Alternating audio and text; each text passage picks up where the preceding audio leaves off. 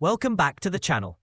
Today marks day 1257 of the Russia-Ukraine war, a conflict that has drastically changed Eastern Europe, reshaped NATO's posture, and tested the resilience of both the Ukrainian people and the Russian state. In this video, we'll break down the current situation on the front lines, recent political and military developments, battlefield strategies, and what these events might mean for the future. Make sure to watch till the end for a special analysis of the growing shifts in global support and internal dynamics within both Russia and Ukraine. Let's start with the battlefield updates, particularly in eastern Ukraine. The Kupiansk-Lyman axis remains one of the hottest sectors. Russian forces have been conducting slow but persistent offensive operations in this region, attempting to gain tactical ground in the Kharkiv and Donetsk oblasts. Ukrainian defences remain stiff, but the Russians have managed to inch forward near Sinkivka and Torske, exploiting Ukrainian shortages in manpower and artillery shells. In the south, the situation is even more delicate. Near Robotyne and Verbove in the Zaporizhia front, Russian troops have retaken small positions that Ukraine had captured last year during its counteroffensive. This is a worrying development for Kyiv, as it suggests Russia is regaining confidence and reinforcing defensive lines to ensure Ukraine doesn't breach toward Melitopol. The Avdiivka region, still one of the bloodiest zones, has stabilized after Russia's winter offensive succeeded in capturing the city earlier this year. Ukrainian forces are now trying to hold a new line west of Avdiivka to prevent further Russian advances toward Pokrovsk and the western Donbass region. The use of drones has reached an unprecedented scale. Ukraine has ramped up its drone strikes deep into Russian territory, especially in Belgorod, Kursk, and even reaching oil refineries in Tatarstan and Moscow.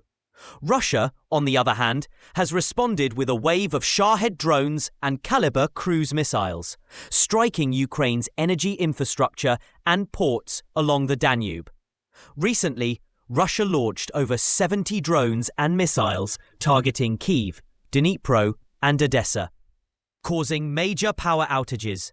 But Ukrainian air defenses, including Patriot systems, managed to intercept the majority, although several key transformers were destroyed, raising concerns about energy shortages as Ukraine prepares for another winter under siege. A significant shift is happening in Western military aid.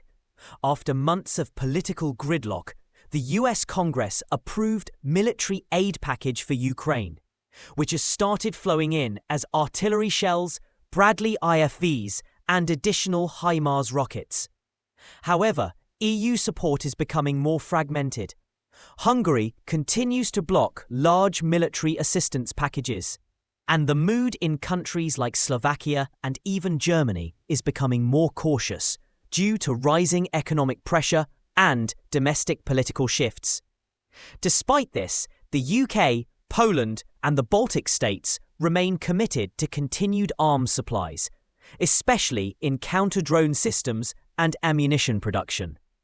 NATO, too, has opened training programs in multiple countries to rotate and refresh Ukrainian brigades. Meanwhile, Russia is playing a long game.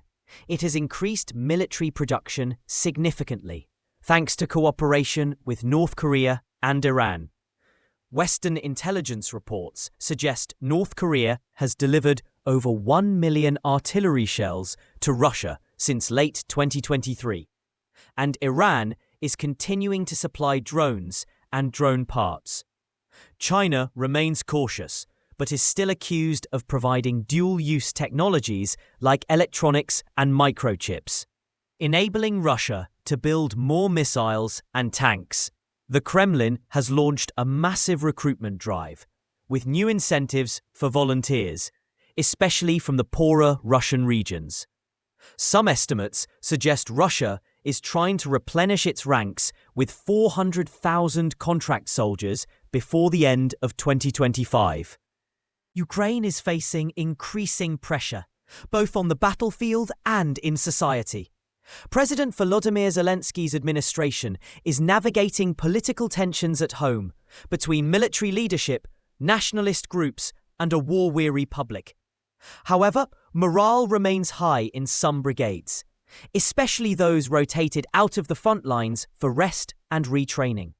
Ukraine's defense intelligence is also carrying out sophisticated sabotage operations behind enemy lines, targeting Russian logistics hubs and railways in occupied Crimea. The war is spilling into global politics. The Black Sea region remains tense as Ukraine continues to threaten the Russian naval base in Sevastopol with drone and missile attacks. Russia has responded by mining international waters and threatening commercial ships, raising fears about the safety of grain exports and global food security.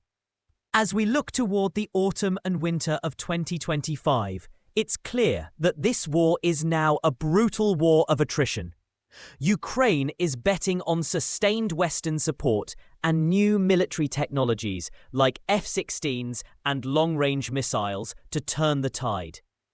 Russia, meanwhile, is grinding forward, playing a long war strategy, using its size, manpower, and alliance with authoritarian regimes.